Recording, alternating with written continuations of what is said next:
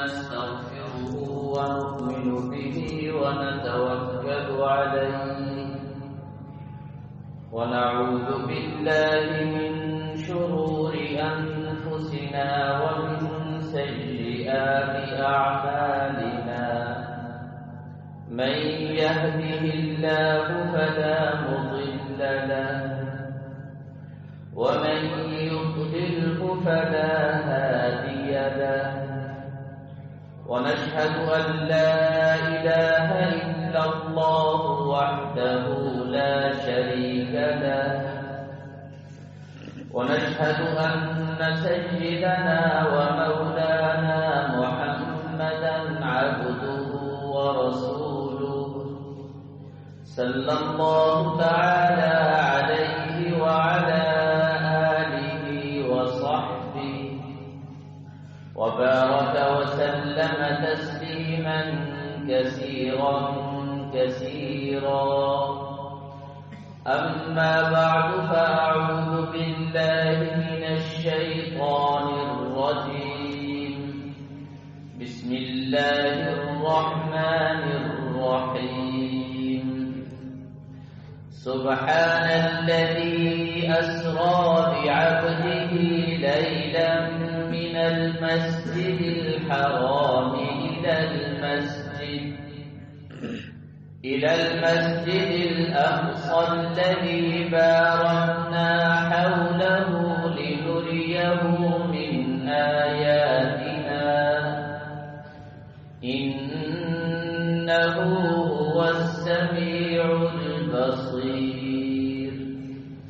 صدق الله العظيم وبلغنا رسوله النبي الكريم ونحن على ذلك لمن الشاهدين والشاكرين والحمد لله رب العالمين. واجب الاحترام بزرگوں، دوستوں اور بھائیوں، رحمت عالم صلی اللہ تعالی علیہ وسلم نے جب اپنی حیات طیبہ کے 52 سال مکمل فرمائے تو اللہ تبارک و تعالی نے آپ کو معراج کا تحفہ اور انعام عطا فرمایا. ہجرت سے 1 سال قبل سن ولادت کے اعتبار سے 52 سال آپ کی حیات طیبہ کے جب گزر چکے تو اللہ تبارک و تعالی نے آپ کو آسمانوں سے بھی اوپر، سدرۃ المنتہا سے بھی اوپر اپنی ملاقات اور زیارت کے لیے رحمت عالم صلی اللہ تعالی علیہ وسلم کو بلایا. حضرت جبریل علیہ السلام آپ کو لے کر کے گئے. قرآن پاک نے اس کو بڑے عجیب اسلوب اور انداز میں بیان فرمایا. سبحان الذی اسری. لفظ سبحان یہ بڑا عظیم لفظ ہے. سبحان اللہ آپ حضرات کثرت سے کہتے ہیں اور کہنا بھی چاہیے. ایک مرتبہ سبحان اللہ کہنے سے فرمایا وزن اعمال، میزان عمل جو ہے، فرمایا کہ وہ ترازو پورا بھر جاتا ہے. یہ کوئی معمولی جملہ نہیں، ساری کائنات کے خزانوں سے زیادہ قیمتی اور زیادہ بڑھ کر اللہ تبارک و تعالیٰ کی عجیب شان اس میں بیان کی گئی ہے. اللہ تعالیٰ کی عجیب قدرتیں اس میں بیان کی گئی ہیں. فرمایا کہ وہ عظیم بابرکت پاک ذات ہے وہ الذی اسری. اسری اس کا مصدر ہے اسرا. اس کا معنی ہے رات کو لے کر کے جانا. وہ برکتوں والی ذات، عظمتوں والی ذات، رحمتوں والی ذات جس کے قبضہ قدرت میں ساری کائنات اس ذات کی طرف نسبت ہے. الذی اسری یعنی اللہ تعالی کی ذات آپ کو لے کر کے گئی. آگے فرمایا بعبدہ، اپنے عابد کو، اپنے بندے کو۔ عابد کا لفظ عربی زبان کا لفظ ہے، کثیر الاستعمال ہے۔ عابد کہتے ہیں رحمت عالم صلی اللہ تعالی علیہ وسلم کی روح مقدس اور آپ صلی اللہ تعالی علیہ وسلم کا جسد انور، آپ کا جسد انور اور روح مقدس، ان دونوں کا جو مجموعہ ہے اس کو اللہ تعالیٰ لے کر کے گئے۔ یہ ایک اشکال ہوتا ہے، بعض لوگ عجیب عجیب باتیں کرتے ہیں کہ رحمت عالم صلی اللہ تعالی علیہ وسلم خود تشریف نہیں لے گئے تھے، بلکہ وہ ایک خواب تھا، اور خواب آپ حضرات جانتے ہیں، خواب میں تو آدمی ایک ہی لمحے میں مشرق میں، پھر مغرب میں، پھر آسمانوں پر پہنچ جاتا ہے، وہ کوئی قابل اعتراض نہیں ہے۔ یہاں تو ایسا معراج ہے جس پر مشرکین مکہ اور قریش مکہ آپ پر اعتراض کر رہے ہیں، طرح طرح کی باتیں بنا رہے ہیں۔ تو اللہ تعالیٰ فرماتے ہیں یہ خواب نہیں تھا، اسرا بعبدہ، ہم اپنے بندے کو لے کر کے گئے، یعنی آپ کے جسد اطہر کو بھی اور آپ کی روح مبارک کو بھی، آپ کا جو جسد اطہر مع روح مبارک، ہم نے اس کو آسمانوں تک پہنچایا۔ اب اسرا یہ ایک لفظ ہے، دو لفظ استعمال ہوئے معراج کے لیے، ایک لفظ اسرا اس کا مصدر اسرا ہے، اور دوسرا لفظ معراج۔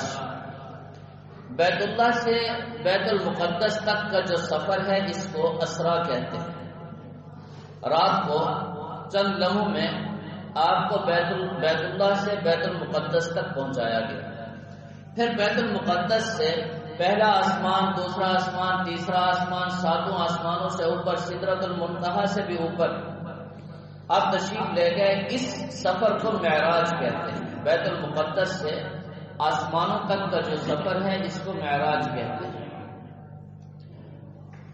پھر کیا ہوا؟ فکان قاب قوسین او ادنی، دو کمان، بلکہ اس سے بھی زیادہ، دو کمانوں کا فاصلہ تھا اللہ اور اللہ کے محبوب صلی اللہ علیہ وسلم کے درمیان، آمنے سامنے۔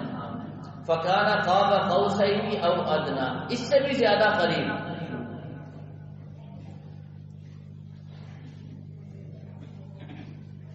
اب یہ سفر کیسے ہوا؟ اللہ تعالیٰ نے ایک جملہ ارشاد فرمایا ہے، لِنُرِيَهُ مِنْ آيَاتِهِ، ہم نے یہ معراج کا سفر آپ کو اس لیے کرایا تاکہ ہم اپنے عجائبات اور اپنی آیات اور اپنی نشانیاں اور عجیب عجیب چیزیں آپ کو دکھا سکیں۔ لِنُرِيَهُ مِنْ آيَاتِهِ۔ اچھا، عجیب بات ہے، رحمت عالم صلی اللہ تعالی علیہ وسلم کو جو چیزیں اللہ تعالی نے عطا فرمائی، جو دلائل آپ کو دیے، قرآن کی زبان میں ان کو آیات، براہین اور بشینات کہا گیا، اور احادیث مبارکہ میں ان کو دلائل نبوت سے تعبیر کیا گیا، اور متکلمین بڑے حضرات ہیں، ان کے ہاں انہی آیات اور بینات اور براہین کو یا دلائل نبوت کو معجزات سے تعبیر کیا گیا۔ اصطلاح الگ الگ ہے، قرآن نے جس کو آیات کہا، بینات کہا، براہین کہا، حدیث مبارکہ نے اسی کو دلائل نبوت سے تعبیر کیا، اور متکلمین اور محدثین جب متکلمین کھڑے ہوئے تو انہوں نے انہی کو معجزات کہہ دیا۔ حافظ ابن تیمیہ بہت بڑے مشہور امام گزرے ہیں، انہوں نے رحمت عالم صلی اللہ تعالی علیہ وسلم کے معجزات کی تعداد 1000 سے زیادہ لکھی ہے، اور بعض ائمہ نے 3000 سے زائد معجزات گنوائے ہیں جو رحمت عالم صلی اللہ علیہ وسلم کو اللہ تعالی نے عطا فرمائے۔ آپ کے معجزات میں 2 معجزات سب سے زیادہ نمایاں اور سب سے بڑے ہیں۔ ان میں ایک معجزہ تو اللہ کا کلام ہے، کتاب اللہ، یہ اللہ تعالی نے آپ کو معجزہ عطا فرمایا۔ کیسے؟ ذرا غور کیجئے اور توجہ کیجئے۔ رحمت عالم صلی اللہ تعالی علیہ وسلم ولادت کے بعد، ولادت با سعادت کے بعد کسی استاذ کے سامنے بیٹھ کر کوئی سبق نہیں پڑھا، آپ کو لکھنا بھی نہیں آتا تھا، پڑھنا بھی نہیں آتا تھا، آپ امی تھے، نبی الامی مشہور ہے. اور پورا عرب فصیح و بلیغ، فصاحت و بلاغت تو ان کے گھر کی لونڈی تھی. عربی ادب، عربی اشعار اور عربی زبان سے ان کو اتنا ممارست تھی اور اتنا ان کو مناسبت تھی کہ پوری دنیا میں عجیب چرچا تھا. رحمت عالم صلی اللہ تعالی علیہ وسلم نے جب اللہ کا کلام اپنی زبان مبارک سے ایسے ماحول اور معاشرے میں جب پیش کیا تو عرب دنگ رہ گئے، حیران رہ گئے کہ ایسا عظیم کلام اور ایسی عجیب گفتگو، ان کی شعر و شاعری، ان کی فصاحت و بلاغت، ان کا سب علم ہیج، ان کو یوں محسوس ہونے لگا جیسے ہم اندھیروں میں ہیں، جیسے ہم ظلمات اور جہالت میں ڈوبے ہوئے ہیں. قرآن پاک کا ایک ایک حرف اور ایک ایک کلمہ ایسا اعلیٰ اور ایسا عمدہ کہ دنیا حیران رہ گئی.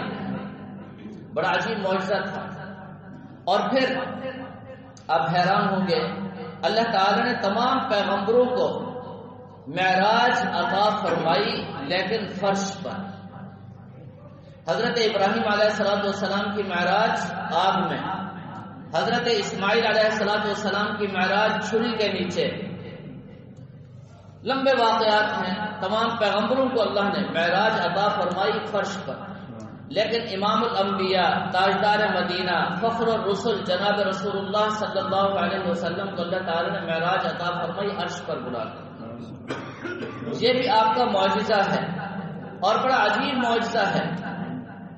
رحمت عالم صلی اللہ تعالی علیہ وسلم جب بیت اللہ سے چلے بیت المقدس تک، بیت المقدس سے 7 آسمانوں، سدرۃ المنتہا اور اس سے بھی کہیں آگے، یہ پورا سفر کیسا تھا؟ اس میں کون کون سی بینات، آیات، معجزات.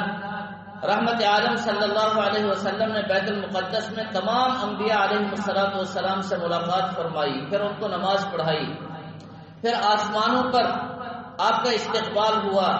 لمبے واقعات ہیں. لِنُرِيَهُ مِنْ آیَاتِنَا، صرف اس ایک جملے کی تفسیر بھی اگر بیان کی جائے، اور علماء نے لکھا ہے رحمت عالم صلی اللہ تعالی علیہ وسلم کو جب سے معراج اللہ نے عطا فرمایا تب سے بڑے بڑے مفسرین اور محدثین اس کی تفسیر لکھتے چلے آ رہے ہیں. آج تک اس کی تفسیر کوئی مکمل نہیں کر سکا. کوئی یہ نہیں کہہ سکا کہ جناب میں نے اب اس جملے کا حق ادا کر دیا. تو میں 2-4 منٹوں میں کیا عرض کر سکتا ہوں؟ کچھ بھی نہیں. تو میرے محترم دوستو، لِنُرِيَهُ مِنْ آیَاتِنَا، اللہ تعالی نے اس کو مبہم ایک اجمالی انداز میں بیان فرما دیا. آپ کو جنت بھی دکھائی گئی اور آپ نے جہنم کے بھی مناظر دیکھے. جہنم میں کس کو کیسے عذاب ہو رہا ہے، یہ سارے مناظر رحمت عالم صلی اللہ علیہ وسلم نے اپنی آنکھ مبارک سے دیکھے. اور حضرت جبریل علیہ السلام سے سوال بھی کرتے رہے. حضرت جبریل علیہ السلام آپ کو بتاتے بھی رہے یہ قاتل ہے اس امت کا، اس کو یہ سزا ہو رہی ہے. یہ زانی اور زانیہ ہیں، ان کو یہ سزا ہو رہی ہے. یہ نماز میں سستی کرنے والے ہیں، ان کو یہ سزا ہو رہی ہے. یہ شرابی ہیں، ان کو یہ سزا ہو رہی ہے. یہ ماں باپ کے نافرمان ہیں، ان کو یہ سزا ہو رہی ہے. یہ یتیموں کا مال کھا جانے والے ہیں، ان کو یہ سزا دی جا رہی ہے.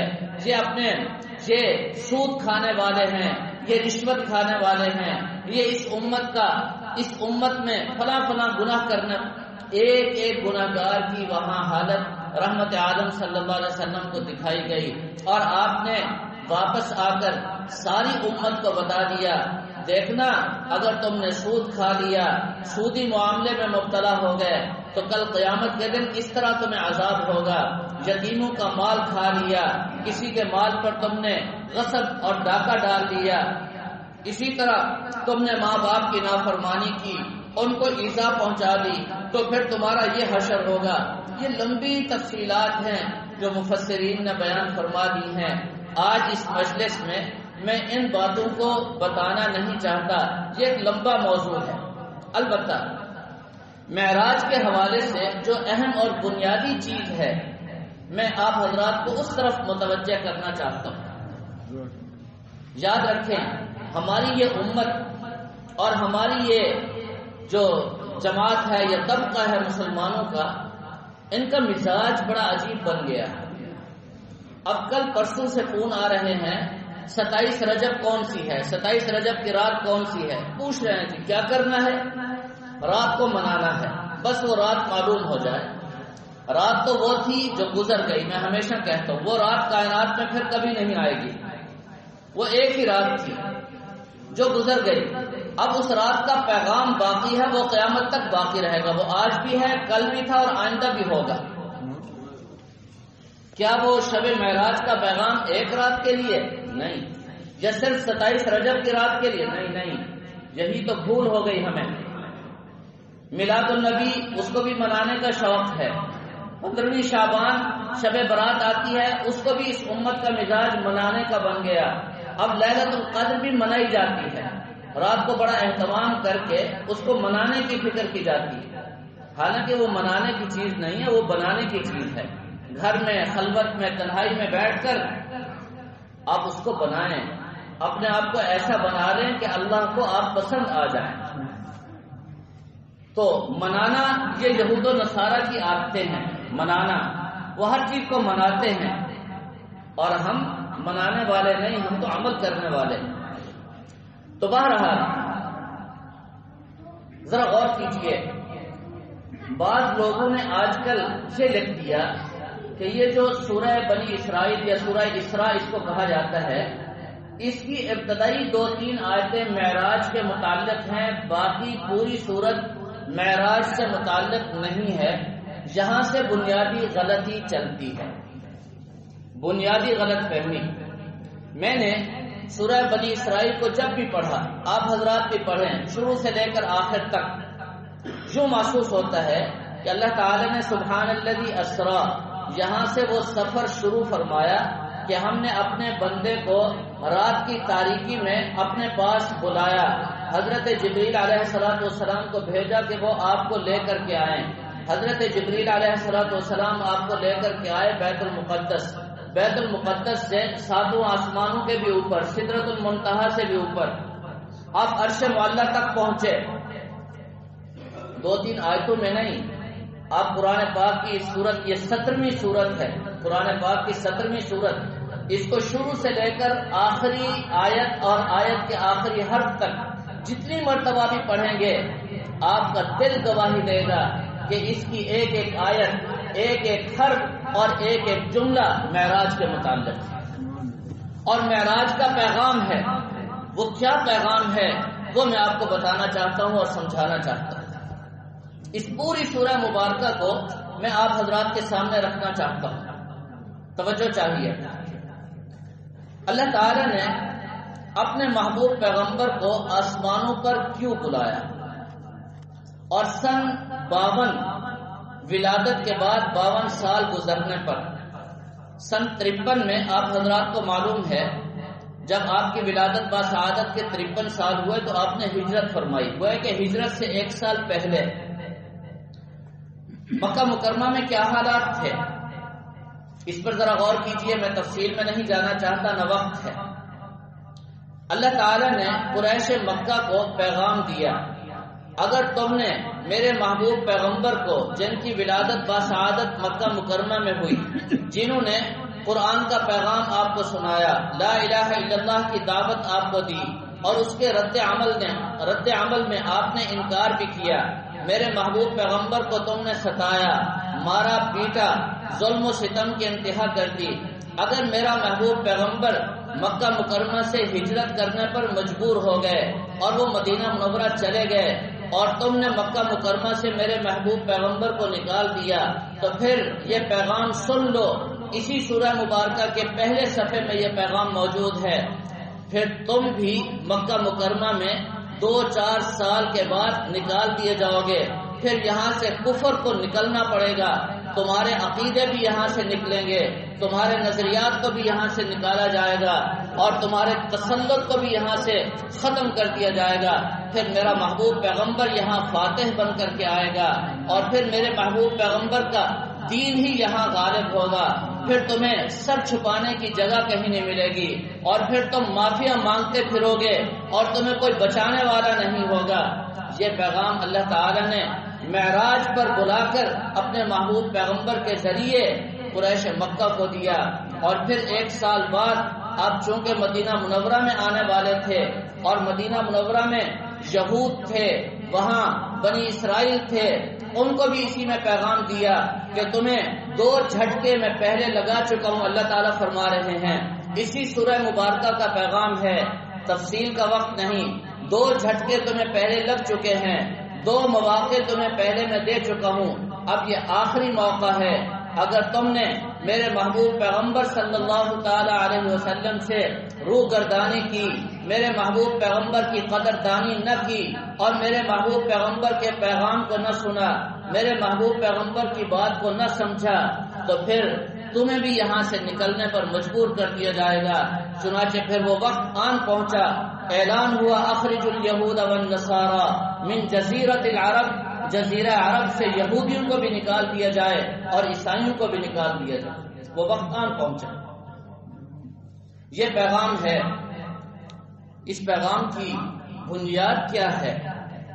علماء لکھتے ہیں، مفسرین لکھتے ہیں، رحمت عالم صلی اللہ تعالی علیہ وسلم کو اللہ تعالیٰ اسلامی سلطنت، ایک اسلامی اسٹیٹ عطا فرمانا چاہتے تھے، اور ایک اسلامی حکومت اور اسلامی سلطنت کی بنیاد رحمت عالم صلی اللہ علیہ وسلم رکھنے والے تھے۔ جب ایک اسلامی حکومت کی بنیاد بن جائے، اسلامی حکومت معرض وجود میں آ جائے، آج ریاست مدینہ کا نام لینے والے پتہ نہیں کس منہ سے نام لیتے ہیں، ان کا چہرہ اور ان کی بدبودار زبان اور ان کا وہ مکروہ چہرہ پتہ نہیں ان کو کیسے اجازت دیتا ہے، وہ ریاست مدینہ کا نام لے کر بدبو تو پھیلاتے ہیں، گندگی اور تعفن میں تو اضافہ کرتے ہیں، ورنہ ریاست مدینہ کا جو تصور ہے، قرآن پڑھیے، حدیث کا مطالعہ کیجیے، آپ کو پتہ چلے گا ریاست مدینہ کی بنیاد کس چیز پر رکھی گئی۔ اسی معراج کے واقعے میں اس کی ساری تفصیلات اور اس کی ساری بنیادیں اور اس کے سارے اصول و ضوابط اور قواعد اللہ تعالیٰ نے اپنے محبوب پیغمبر صلی اللہ علیہ وسلم کو عطا فرما دیے۔ میں آپ حضرات کو وہی بتانا چاہتا ہوں، چونکہ اسلامی سلطنت اور اسلامی ریاست کی بنیاد اللہ تعالیٰ آپ کو عطا فرمانا چاہتے تھے، اس کے لیے اللہ تعالیٰ نے اپنے محبوب صلی اللہ علیہ وسلم کو وہ احکامات اور قواعد فرش پر نہیں عرش پر بلا کر آمنے سامنے بٹھا کر ملاقات کر کے اور اپنی زیارت کا موقع فراہم کر کے، پتہ نہیں کتنا اونچا مقام اور مرتبہ ہوگا رحمت عالم صلی اللہ علیہ وسلم کا جب آپ وہاں پہنچے ہوں گے، تو اللہ تعالیٰ نے آپ کو اس اسلامی ریاست کے خد و خال اور اس کے بنیادی اصول اور اس کے قواعد و ضوابط آپ کو مرحمت فرمائے۔ ان قواعد و ضوابط میں سب سے پہلا اصول جو سورہ اسراء میں، جس کو سورہ بنی اسرائیل بھی کہا جاتا ہے، سب سے پہلا اصول جو ارشاد فرمایا، آپ جا کر کے گھروں میں سورہ اسراء کو کھولیے، اس کو دیکھیے، سب سے پہلا اصول فرمایا وَقَضَىٰ رَبُّكَ أَلَّا تَعْبُدُوا إِلَّا إِيَّاهُ وَقَضَىٰ رَبُّكَ أَلَّا تَعْبُدُوا إِلَّا إِيَّاهُ۔ یہ پہلا اصول ہے جس کا نام ہے توحید۔ توحید یہ پہلی بنیاد ہے کسی بھی اسلامی حکومت کی۔ ریاست مدینہ کا سب سے پہلا تصور توحید پر ہے۔ توحید کیا چیز ہے، اس کی تفصیل کا وقت نہیں، ٹائم بالکل مختصر ہے۔ شرک سے حفاظت۔ شرک 3 طرح کے ہیں۔ اللہ تعالیٰ کی ذات میں کسی کو اللہ تعالیٰ کا شریک سمجھنا۔ نمبر 2، اللہ تعالیٰ کی صفات میں اللہ تعالیٰ کے ساتھ کسی کو شریک ٹھہرانا۔ مثال کے طور پر اللہ تعالیٰ کا علم، اللہ تعالیٰ کا علم کیسا ہے، یہ اللہ تعالیٰ کی صفت ہے۔ میں بتاتا ہوں آپ کو۔ میرے لیے ایک علم وہ ہے جو میرے سامنے ہے، حاضر ہے، اور ایک غائب ہے۔ میری نظر میں میرا کل بھی میرے سامنے نہیں، میرا آنے والا کل بھی میرے سامنے نہیں۔ اللہ تعالیٰ کا علم یہ ہے کہ وہ آج کل اور پرسوں کا محتاج نہیں. اللہ تعالیٰ کے سامنے ہر چیز ایسے ہے جیسے سامنے موجود. یہ اللہ تعالیٰ کا علم. قیامت تک جو کچھ ہونے والا وہ اللہ تعالیٰ کے سامنے ہے, اللہ تعالیٰ کے علم میں ہے. اب ایسا علم اللہ کے سوا کسی کو بھی نہیں. ایسا علم اللہ تعالیٰ کے علاوہ کسی کو بھی, نہ کسی پیغمبر کو, نہ کسی ولی کو, نہ کسی بزرگ کو, نہ کسی پیر کو. نمبر 3, یہ بڑی باریک قسم ہے شرک کی. اللہ تعالیٰ کی صفات کو جو چیزیں لازم ہیں, عقیدے کی بات کر رہا ہوں, عقیدے کے بغیر ایمان نہیں. اور یاد رکھیں عقیدے کے بغیر توحید نہیں, عقیدے کے بغیر اسلام نہیں, عقیدے کے بغیر کوئی شخص مسلمان نہیں. تیسرا درجہ جو اللہ تعالیٰ کی صفات ہے, ان صفات کو جو چیزیں لازم ہیں اس میں بھی شرک ہوتا ہے. اس لیے رحمت عالم صلی اللہ تعالی علیہ وسلم نے ارشاد فرمایا چیونٹی جس چال سے چلتی ہے اور اس کی آواز کون سنتا ہے, فرمایا اس سے بھی باریک ہوتا ہے شرک, اس سے بھی شرک باریک ہوتا ہے. اگر شرک ایمان کے ساتھ مل گیا, اگر یہ شرک کسی کے دل میں گھس گیا جو چیونٹی سے بھی زیادہ باریک اور اس کی آواز سے بھی زیادہ خفی ہوتا ہے, تو پھر یاد رکھنا ایمان باقی نہیں رہے گا. فرمایا ان یسیر الریا, چھوٹا سا ریا, تھوڑا سا ریا, یہ بھی شرک ہے. اس لیے شرک سے اپنے آپ کو بچانا یہ ریاست مدینہ کی پہلی بنیاد ہے. اور یہ بنیاد ملی کہاں سے؟ معراج سے. اس سبق کو یاد رکھنا, اگلے جمعہ بھی یہی میں عرض کروں گا. اب وہ کیا ہے جی؟ دیکھیں اللہ تعالیٰ کی صفات ساری ہمارے سامنے. اللہ تعالیٰ علیم بھی ہیں, خبیر بھی ہیں, بصیر بھی ہیں, قادر بھی ہیں, مالک بھی ہیں, خالق بھی ہیں. ساری صفات اللہ تعالیٰ کی. ان صفات کو ایک چیز لازم ہے. مثال کے طور پر وہ کیا؟ ان صفات کو ایک چیز لازم ہے. عقیدے کی بات ہے, توجہ چاہیے. کیا لازم ہے؟ اللہ تعالیٰ سے سب سے بڑھ کر محبت کرنا. اللہ تعالیٰ کی صفات کو سامنے رکھ کر ان صفات سے ایک چیز لازم ہے. وہ کیا ہے جی؟ اللہ تعالیٰ کی سب سے بڑھ کر اتباع اور اطاعت کرنا. یہ اللہ تعالیٰ کی صفات کو لازم ہے. اب میں اللہ تعالیٰ کی ذات کو بھی مانتا ہوں, اللہ تعالیٰ کی ذات کے ساتھ کسی کو شریک نہیں ٹھہراتا, اللہ تعالیٰ کی صفات کے ساتھ بھی کسی کو شریک نہیں ٹھہراتا, لیکن اللہ تعالیٰ سے بڑھ کر محبت کرتا ہوں کسی مخلوق سے. یہ بھی شرک ہے, یاد رکھیں, یہ بھی شرک ہے. یا جیسے اللہ تعالیٰ کی اطاعت اور اتباع کرنا چاہیے, میں ویسی کسی مخلوق کی کرنا شروع کر دیتا ہوں.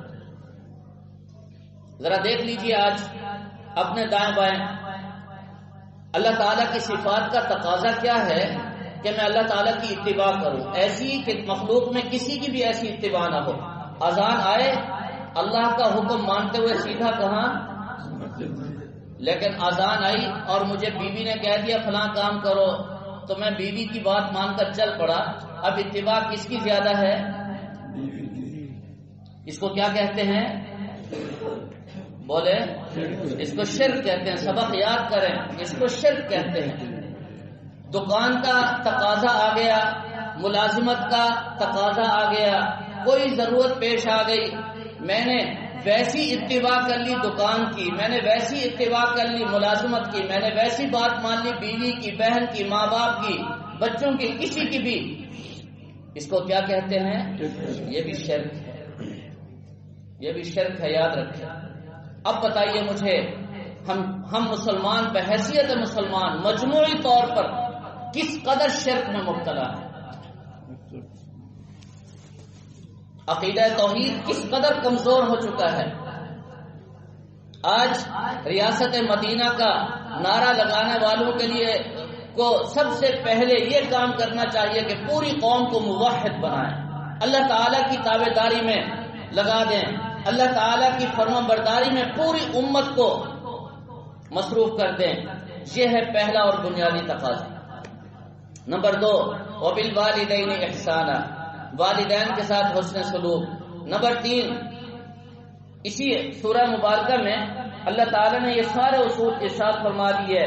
فرمایا کہ آتی ذل قربا, رشتہ دار آ گئے, حقه والمسكين وابن السبيل لا تبذر تبذيرا، فضول خرچی نہیں ہونی چاہیے. اور پھر آگے بڑا عجیب ارشاد فرما دیا اعتدال. اما تعرضن عنهم ابتغاء رحمة من ربك ترجوها فقل لهم قولا ميسورا لا تجعل يدك مغلولة، بخل کی وجہ سے تمہارے ہاتھ تمہاری گردن میں باندھ نہ دیے جائیں، اور نہ اتنا تم اپنے رزق کو برباد کرنے والے بن جاؤ کہ لوگ تمہیں ملامت کرنے لگ جائیں. نہیں، اعتدال ہونا چاہیے. اور فرمایا لا تقتلوا اولادکم خشیۃ املاق، روزی اور رزق کے خوف سے اولاد کو قتل مت کرنا. یہ ریاست مدینہ کی بنیادیں ہیں جو اللہ تعالی نے معراج پر نبی پاک صلی اللہ علیہ وسلم کو عطا فرمائی ہیں، جن کی تفصیلات انشاءاللہ میں اگلے جمعہ عرض کروں گا. تو پہلی بنیاد توحید ہے، اور دوسری بنیاد والدین کے ساتھ حسن سلوک ہے، اور تیسری بنیاد رشتہ داری اور صلہ رحمی. رشتہ داروں کے کیا کیا حقوق ہیں، ریاست مدینہ میں ان حقوق کو کس طرح مسلمانوں کے اندر پیدا کیا گیا اور مسلمانوں نے کیسے اس کا عملی نمونہ پیش کیا. یہ ہے ریاست مدینہ. اور پھر قتل و قتال کے بارے میں کیا اصول اور کیا ضابطے تھے، اولاد کے کیا حقوق متعین کیے گئے، اور آگے چل کر پھر اسلامی ریاست کے کیا خد و خال تھے. اس پوری سورہ مبارکہ میں اللہ تعالیٰ نے معراج پر آپ کو بلا کر یہ احکامات دیے. اب تم 27 رجب کا انتظار کرتے رہو، اور 27 رجب کو کھڑے ہو کر 2 رکعت پڑھ لو. 2 رکعت نہیں، 1 کروڑ رکعت تم پڑھ لو. اگر ماں باپ کے ساتھ حسن سلوک نہیں ہے، عقیدہ توحید نہیں ہے، صلہ رحمی نہیں ہے، اولاد کے وہ شرعی حقوق نہیں ہیں، اور پڑوسیوں کے حقوق نہیں ہیں، ریاست مدینہ کا جو تصور اللہ تعالی نے اپنے محبوب کو عطا فرمایا اگر وہ عمل میں نہیں ہے تو ایک نہیں، زندگی میں آپ 72 سال بھی 27 رجب کو کھڑے ہو کر ہزاروں رکعتیں پڑھو، تمہارے منہ پر مار دی جائیں گی. ہاں، 27 رجب کے اس پیغام کو اپنے دل میں جگا دو. اس پیغام کی بنیاد پر اپنے ماں باپ کے ساتھ بھی حسن سلوک کرو، صلہ رحمی بھی کرو، اپنے اندر خرچ اخراجات میں اعتدال بھی پیدا کرو، اور اپنی اولادوں کے ساتھ جو حقوق اس سورہ مبارکہ میں بیان کیے گئے ان کو بھی ادا کرو. تو پھر گویا کہ تم روزانہ 27 رجب کو منانے والے ہو. روزانہ تمہارے دل میں 27 رجب کی عظمت ہے، پیغمبر کی عظمت ہے. اس معراج کی تم نے لاج رکھ لی ہے، اور تم نے اللہ اور اللہ کے رسول صلی اللہ علیہ وسلم کو راضی اور خوش کر لیا ہے، ورنہ کچھ بھی ہاتھ نہیں آئے گا. اللہ تعالی ہم سب کو سمجھنے اور عمل کرنے کی توفیق عطا فرمائے.